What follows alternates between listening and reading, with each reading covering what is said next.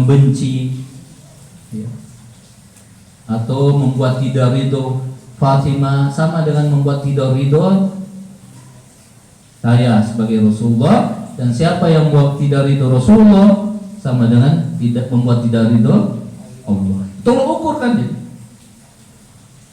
Apakah karena putri Rasulullah menjadikan sebagai tolong ukur? Tidak, ada hubungan. Ini karena memang makomnya sudah sedemikian itu, pengetahuannya sudah sedemikian itu, dan perbuatannya juga sudah sedemikian sama dengan Rasulullah. Makanya bisa jadi tolong ukur. Bisa jadi tolong ukur.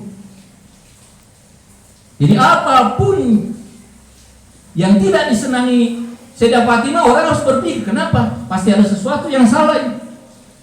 Kalau saya melakukan kesalahan, atau kalau saya misalnya menyetujui atau bahkan membenci sesuatu, itu saya tidak bisa jadi tolong ukur. Karena tidak ada jaminan pengetahuan saya benar, dan tidak ada jaminan perbuatan saya baik. Makanya sepeninggal Rasulullah menjadikan Ahlul Bait sebagai tolok ukur dalam keridhaan Allah Subhanahu wa taala. Sangat penting. Mungkin Anda bertanya, kenapa bukan semua sahabat? Persoalannya semua sahabat itu tidak memiliki kapasitas itu. Tidak semua sahabat Nabi memiliki pengetahuan yang sama. Belum lagi ada sahabat Nabi yang misalnya baru masuk Islam. Misalnya yang dekat-dekat, misalnya hari wafatnya baru masuk, itu jadi tolong masalah kiamat. Harus ada jaminan dari Allah dan Rasulnya berkaitan dengan tolok ukur itu. Karena hanya Allah yang tahu siapa yang berhak untuk itu. Karena itu jauh-jauh sebelumnya Ahlul Bait Nabi dibekali pengetahuan itu, dan itu sudah ditegaskan di dalam Al-Quran yang saya bacakan tadi, bahwa Ahlul Bait Nabi itu suci. Nah, kesucian itu hanya bisa dicapai dengan dua hal: pengetahuan yang benar, dan pengetahuan yang benar ini akan melandasi perbuatan yang benar pula, sehingga melahirkan kesucian. Tidak mungkin pengetahuan yang salah melahirkan kesucian. Tidak mungkin itu. Nah, disinilah pentingnya kita memahami siapa sosok-sosok sepeninggal Rasulullah yang kita jadikan teladan itu. Karena bukan main-main. Ini masalah pengetahuan saya dan Anda. Ini bukan persoalan emosi, persoalan psikologi atau persoalan lainnya. Persoalan yang utama adalah persoalan pengetahuan. Pengetahuanlah yang membentuk saya. Dan harus jelas dari mana kita dapat pengetahuan itu. Sumbernya harus jelas, harus bisa diverifikasi kebenarannya.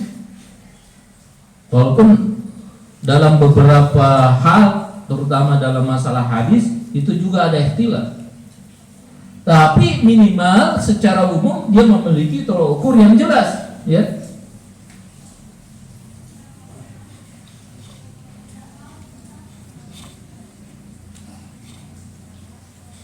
Nah, malam ini kita memperingati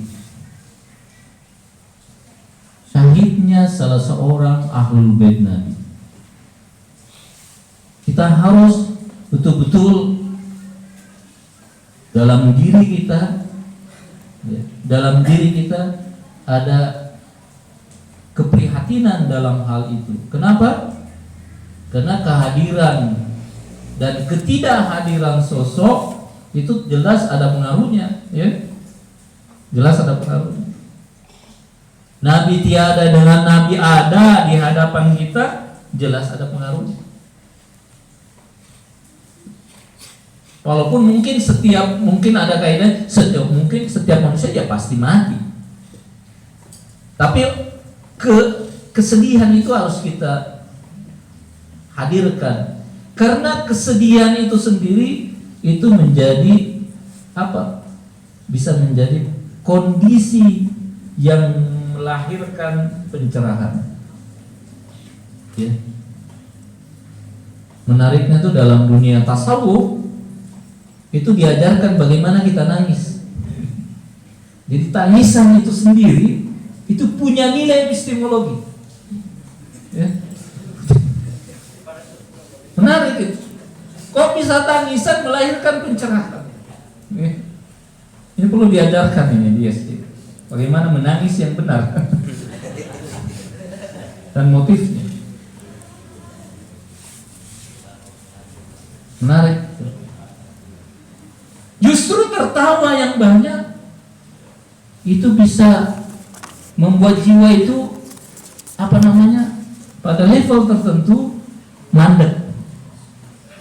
Makanya dalam dunia tasawuf tidak diperkenankan tertawa terbahak-bahak, tertawa yang terlalu berlebihan. Tertawa senyum saja. Seperti Ustaz Jul, kalau lihat senyumnya.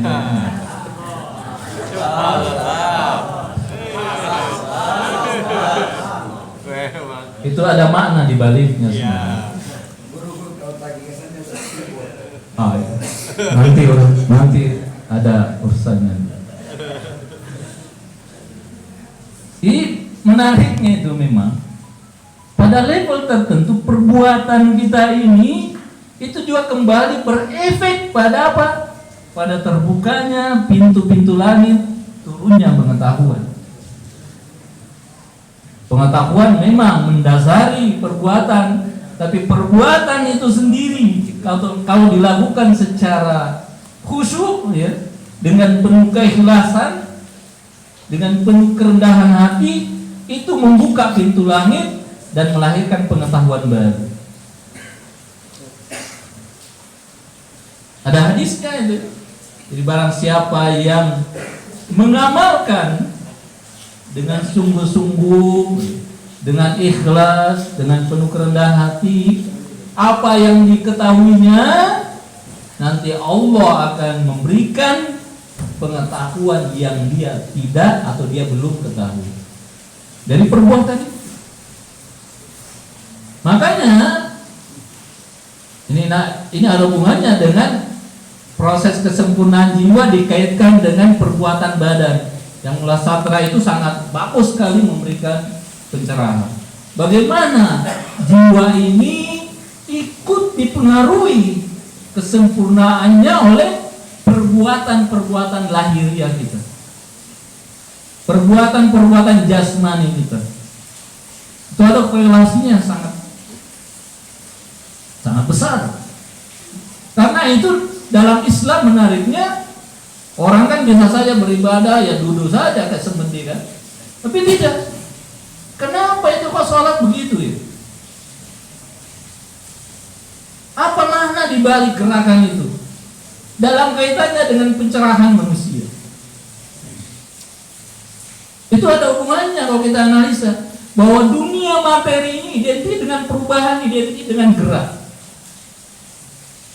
Jadi kalau ada orang bisa fokus khusyuk dalam gerakan, itu hebat.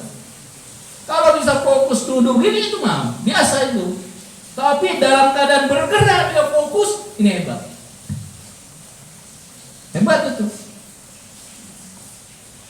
Dan itulah karakteristik dunia materi ini, harus begitu.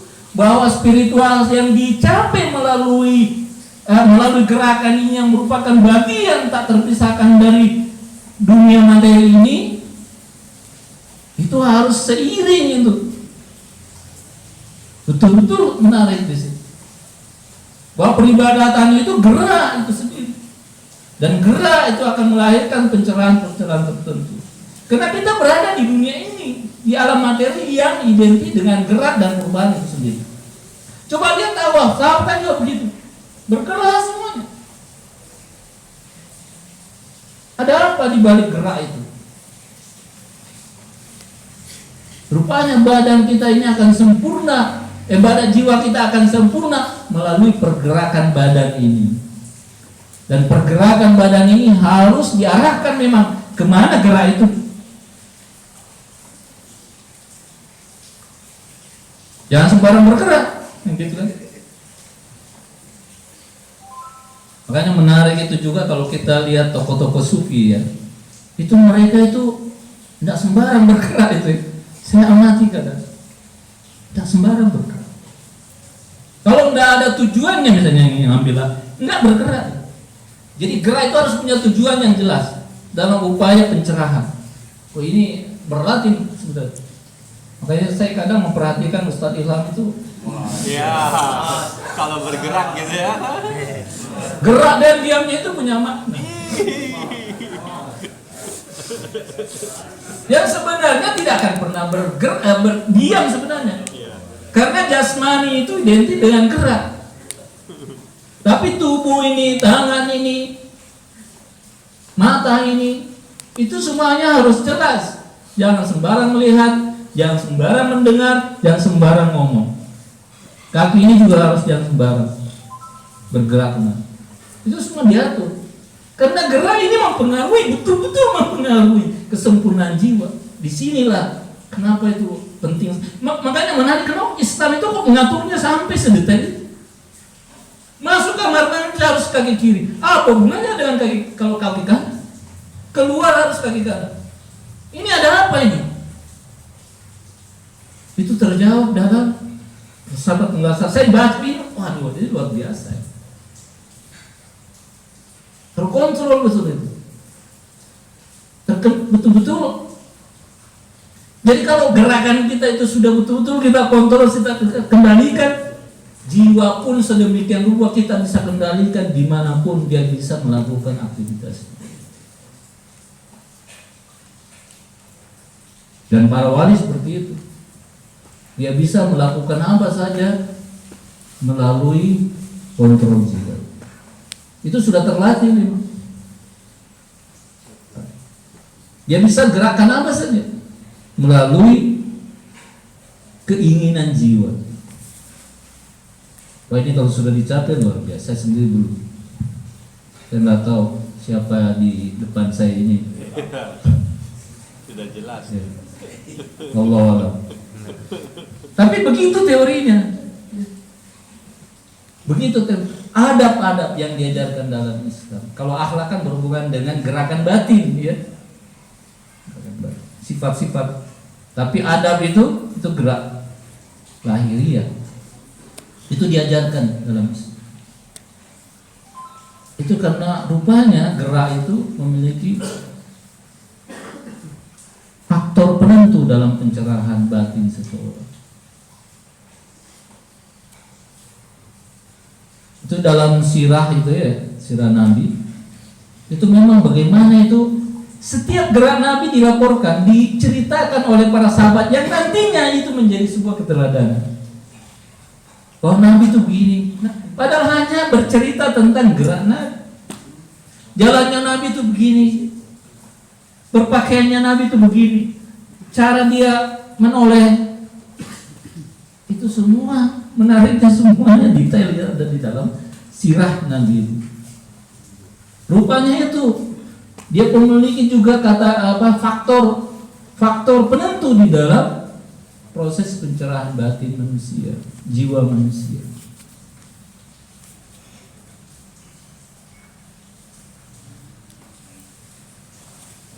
Alam materi ini kan dari Tuhan.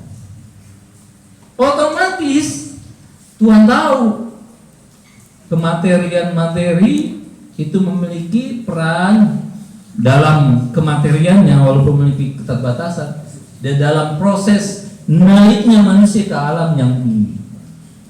Karena kita startnya dari sini. Startnya manusia itu dari alam materi. Sampai nanti terus berkelana hingga alam yang tak terbatas. Mungkin ya ada filosof menyatakan semua manusia akan sampai. Ya memang bisa jadi seperti itu. Tapi ada namanya proses percepatan. Para nabi sudah sampai dan sudah menyempurna di dunia ini. Kalau kita mungkin ada yang menyempurnanya di alam barzah, ada yang nanti menyempurnanya di alam akhirat. Dan sirat itu mulai dari sini sebenarnya. Ya. Sirat itu, titian itu mulai dari sini.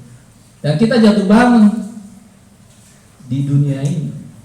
Di alam materi kadang kita salah, bangkit lagi. Di alam barzah juga demikian. Sampai terakhir final di alam akhirat.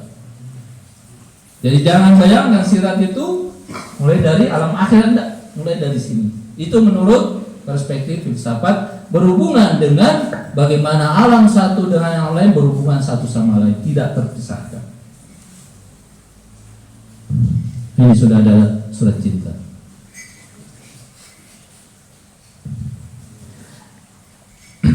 Oke, saya fokus kembali ke tema bahwa Bunda Fatimah adalah salah satu sosok yang luar biasa. Kita mengenalnya pun itu sudah memiliki nilai. Beda orang yang tidak mengenal Tuhan dan yang mengenal Tuhan. Walaupun pada level tertentu dia tidak sepenuhnya melaksanakan perintah Tuhan, tapi pengenalan itu sendiri, itu poin, itu sudah mempengaruhi kesempurnaan jiwa, sudah mempengaruhi. Jadi pengetahuan itu sendiri sudah luar biasa. Pengamalannya nanti itu juga ada pengaruhnya. Nah, kita mengetahui siapa Bunda Fatimah yang sebenarnya, itu satu poin yang luar biasa, yang tentunya berbeda dengan orang yang tidak mengenalnya. Nah, penyempurnaan selanjutnya adalah bagaimana kita menjadikan Bunda Fatimah sebagai kiblat, sebagai arah, ya, sebagai dasar dalam kehidupan kita, sebagai sosok yang kita teladani, baik dalam pengetahuan maupun dalam perbuatan. Itu langkah selanjutnya. Kita tinggal memilih. Pilihan sudah, beberapa pilihan sudah ada, kita tinggal memilih mana yang terbaik di antaranya. Akal kita cenderung pasti, kalau mau pakai akal pasti memilih yang the best, pasti itu. Jadi kalau ada yang tidak memilih yang the best, berarti akalnya masih dipengaruhi oleh faktor-faktor lain. Akal terkungkung. Dan kalau akal itu terkungkung, dia tidak akan bisa menyempurna. Dan kalau akal tidak menyempurna, jiwa pun tidak ikut sempurna. Bebaskan akal kita memilih pilihannya, disitulah jiwa akan berkembang.